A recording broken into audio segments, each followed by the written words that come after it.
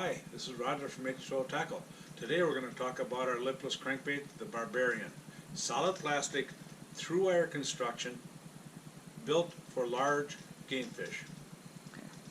Let's talk about some of the features.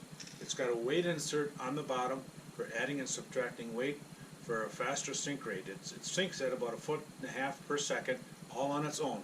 And then you can add individual weights to all the way up to the ounce to ounce and a half if you want to actually jig it. And all you have to do is just screw them in. Done. The jigging, it's a fine jigging bait. You can see a jigging video on H2OTackle.com. It's got a nice little tail kick as it sinks and a little wander on the way down. I know a number of people that have done really well jigging this bait. Another feature is it's got internal rattles. 3 different rattle chambers with 3 different diameters, different depths for different sounds, frequencies, and it's, as I like to say, not a wake the dead rattle, but it's gone for different sounds to attract game fish. Next, it has a double line tie, here and here. You get about 1.5 feet difference between the front and the back line tie. Just by changing it, the action is a little bit different.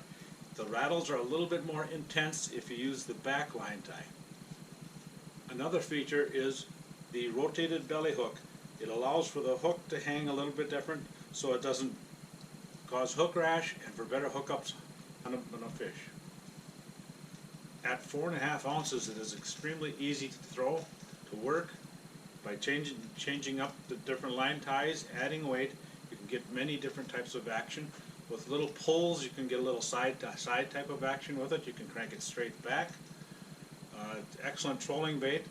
There's a video on H2OTackle.com that you can watch the trolling video that's got the different actions with weight, line ties, and with pulls. With pulls, you can get that little bit of a walk side to side.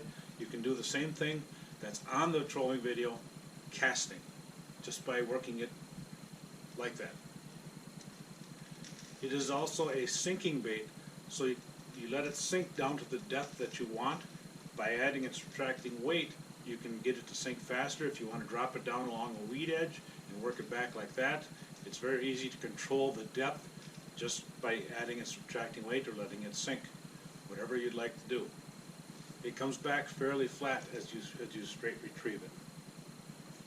In summary, you can do many different actions and depths by just adding and subtracting weight, double line ties, all on the water while you're fishing to adapt to different conditions on the water.